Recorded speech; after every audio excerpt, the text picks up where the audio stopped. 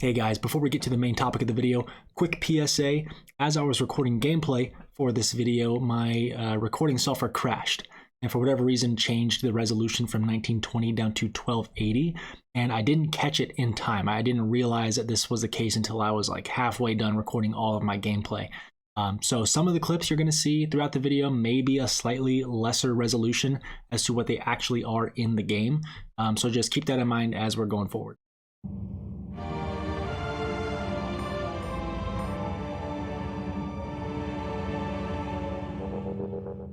Hey, what is up guys? Welcome back to the channel. My name is Dylan and today is a bit of a momentous occasion, at least for me, as this is the first time I've actually gotten a review code for the channel, which, yeah, I think that's pretty cool.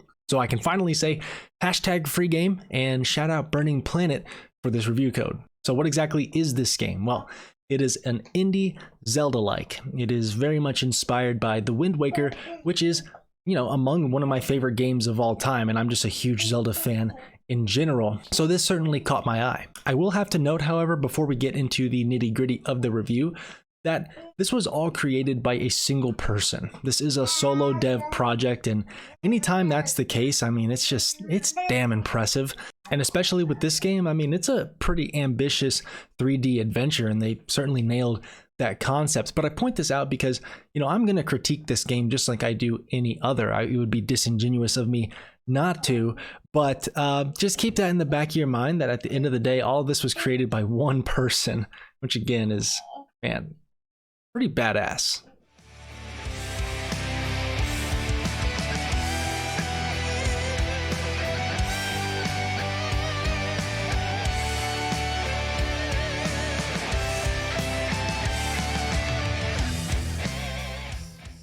So as you have just seen, yes, this is Molly Medusa, Queen of Spit. And if you like that opening intro song, that music, that kind of hard rock, well, that's pretty much what you can expect for the music throughout the entire game. Now, as I mentioned earlier, this is a Zelda-like, and you're going to be crawling through dungeons and solving puzzles. Hard rock is not necessarily the expected musical choice for this game, but I could say that, I mean, the music is good. It definitely stuck with me, you know, even after turning the game off, so that certainly counts for something there. It's just kind of funny when you're like delving through a dungeon and you're maybe stuck on a puzzle, or you find a heart piece in a chest, and the background music is just like dun, dun, dun, dun, dun, dun, dun, dun, dun, dun. But again, it's not bad, you know, it's not bad music. I just thought it was kind of funny. So let's do a quick overview of the story. You play as a character named Molly, and her aspirations, her dream, is to become one of the greatest sculptors of all time. And the motto, the mantra of her master is that one should attempt to find the flesh in the stone. And so when Molly comes across a wish-granting demon, she sees it as an opportunity, but she mixes up her words and asks to turn flesh into stone. And well, that results in her being turned into Medusa. And man, I love the setup for this story. It's so genius. It's such a cute concept. Someone wanting to be a sculptor, so they're cursed to be Medusa, and anyone they look at is frozen in stone themselves. So now Molly must, you know, venture out into the open world, find key items, and kick this demon's butt in an attempt to reverse the curse. Now, one aspect of the story that did leave me wanting more would have been maybe any kind of initial reaction from Molly after being turned into Medusa. You know, she's cursed, and then she almost immediately starts her quest. I think a cutscene kind of having her reflect on the idea that she can no longer interact with her family and friends would have gone a really long way to put in some emotional investment to the character and to the overall grand adventure. But that's my one critique. Overall, I really did enjoy the story, and it's wrapped up quite nicely. Now, visually speaking, I think the character models all look very good. I love all the character designs, especially the old lady. I don't know, something about her face, she's like ugly and cute at the same time. I also love like the village weapons dealer is this old lady. She got 3 swords on her back, one of which is clearly supposed to represent the Buster Sword from Final Fantasy. And speaking of references and characters, there's another guy who is clearly supposed to be the Resident Evil 4 weapons dealer. What do you want? So yeah, references everywhere, chock full of them. And I think looking at this initial open environment, the overworld, you could look around and say, yeah, there's some improvements to be made. You know, maybe add some assets here, some improved textures there.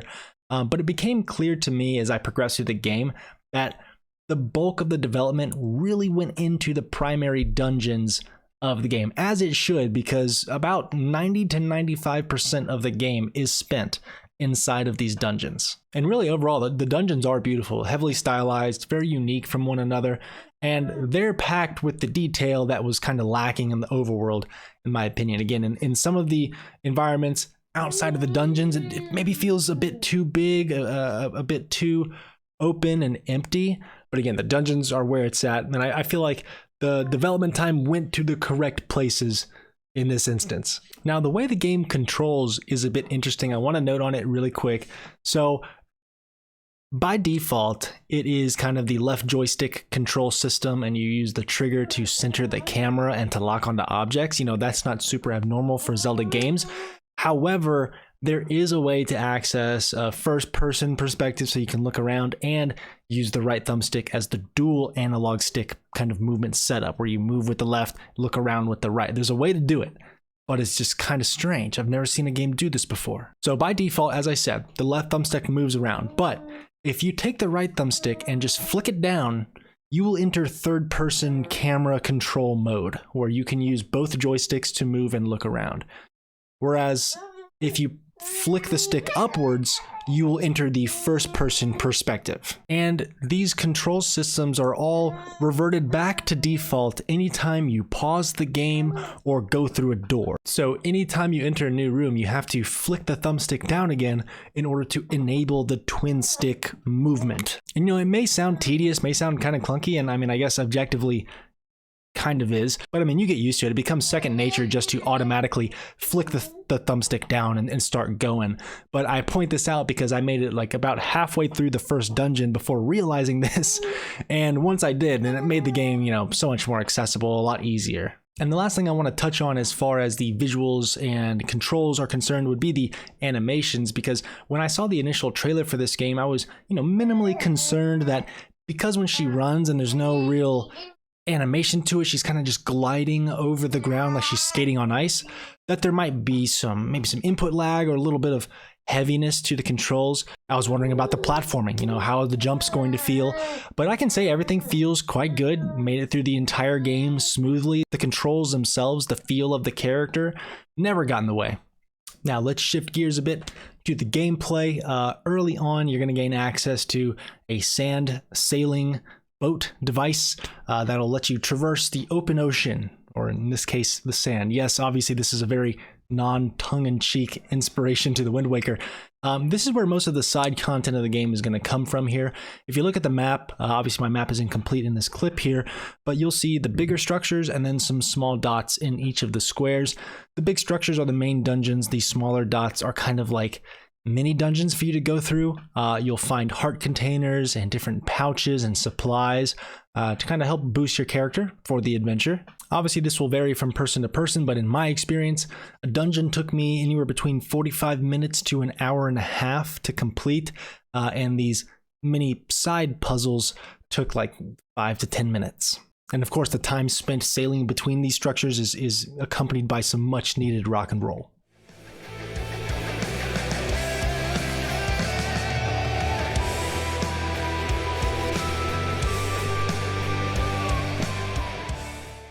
But finally, we're here, the true meat and potatoes of this game, that being the dungeons. And when I walked into my initial dungeon, this is kind of a little story time with Dylan. I walked into the initial dungeon, and you know, it takes you through this kind of windy corridor, and you're introduced to this room that has doors on the walls and the ceilings. Stairs are going all over the place. You know, so I'm kind of asking myself, all right, what's going on here? So I start walking up these stairs and through these windy corridors and find that I can walk on the walls and the ceilings, pretty much any surface my character can go on. And initially I thought, wow, this is a very cool idea for this dungeon. I thought that was kind of the theme of this dungeon. We all know this, like in Zelda, every dungeon has a different theme, maybe a different mechanic, or is structured around a particular item. That's what I thought this was. I was wrong. This is for every dungeon, every puzzle in the game. And I'm going to be honest, my mind was blown. I still can't quite wrap my head around how the hell somebody designs a dungeon full of puzzles and labyrinths while also taking into account that the player can walk on walls and ceilings all over the place. Like literally every inch of every wall and ceiling is explorable. So while yes, the puzzles are all designed around a specific item for the dungeon or maybe items you acquired previously, they're also all designed around the idea that you can walk on walls and ceilings. And one might ask, well, Dylan, how does this feel? How does this control having to like transition to different surfaces all the time? How does it affect the platforming? And while I'd say it's pretty smooth 85 to 90% of the time, every now and then when you try to platform, when you try to jump on a distant object or something like that, the game doesn't know where you're trying to go. It can't decide what surface to plant you on, so it just chooses D, all of the above, and stuff like this happens. Long live the king.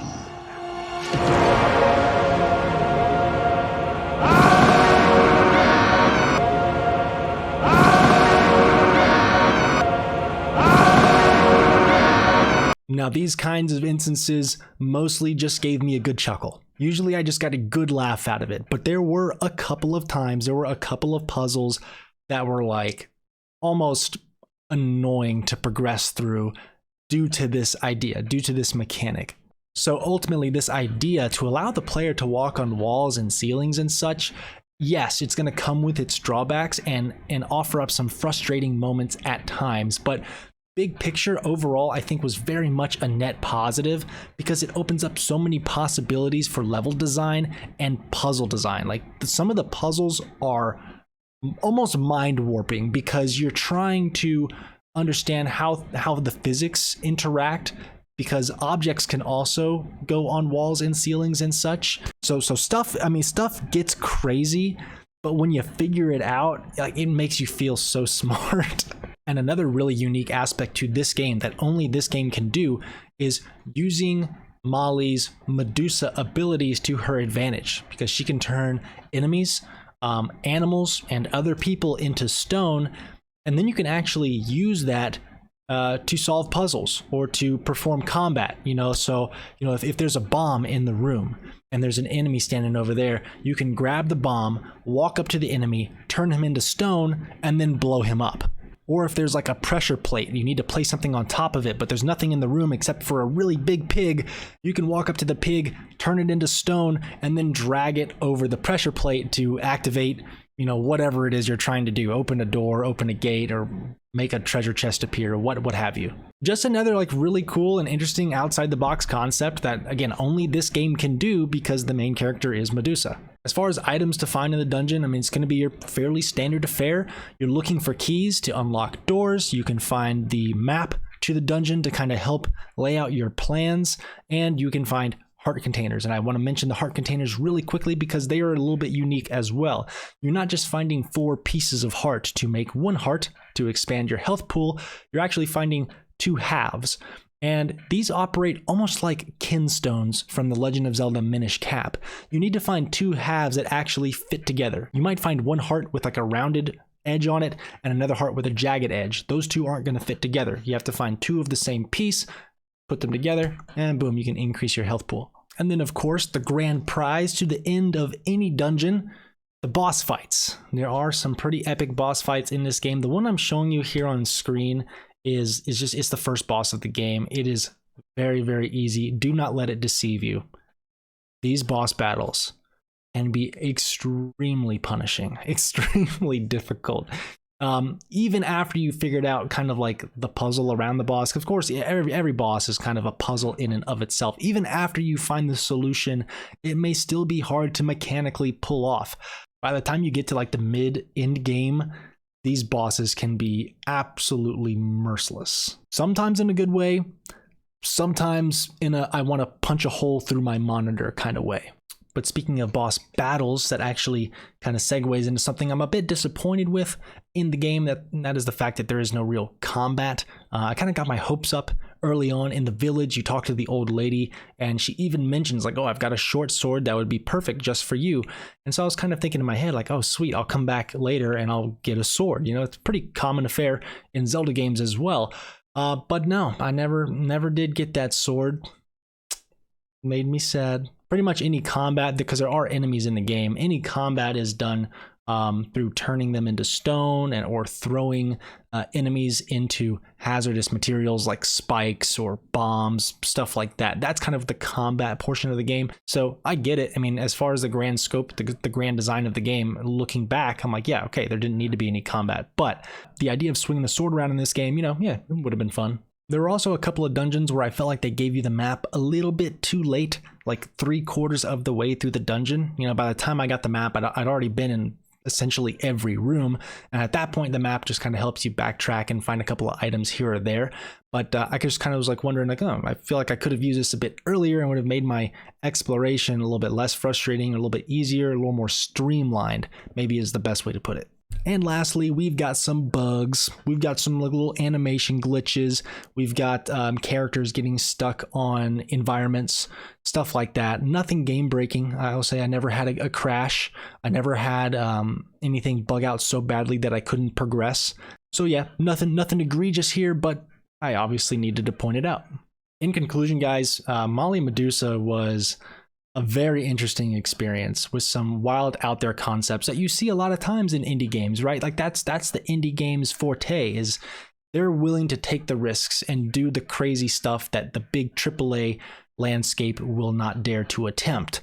And I think that's where Mali Medusa definitely falls. It feels like the developer took that concept of being able to walk on walls and ceilings and essentially just negotiated with themselves, saying, hey, this is going to come with some really good things. It's going to come with some drawbacks. There's going to be some frustrating moments. Platforming's not going to be perfect. But ultimately, I want the good to outweigh the bad. And I think they absolutely did that. All in all, this is a very much a net positive experience for me. The game was really fun. The puzzles were challenging. I got stuck hard on like 2 occasions, literally for hours. I was like, oh my God, what am I supposed to do? And I couldn't look up a guide because I had the game prior to launch. There were no guides, there were no reviews, no walkthroughs or anything.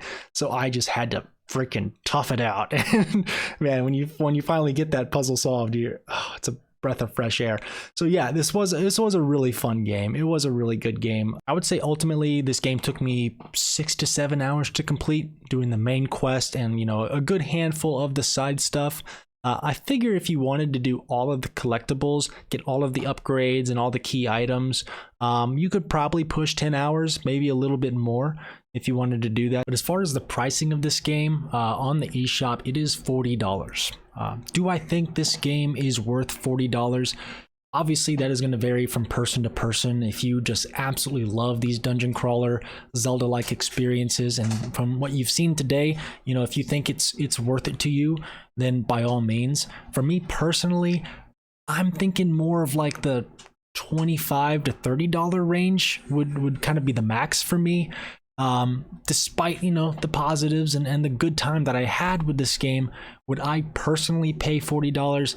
No. But again, that is going to vary from person to person. And if this looked interesting to you, then I definitely invite you to check it out.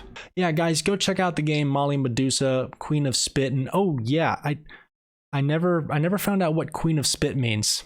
That was in the title, and I was kind of like, oh, that's kind of an eyebrow raiser. I wonder what that means. I'm sure it'll have to do with the story. Maybe it'll go into the gameplay mechanics. Nope, I never found out. I do not know what the subtitle of Queen of Spit has to do with anything.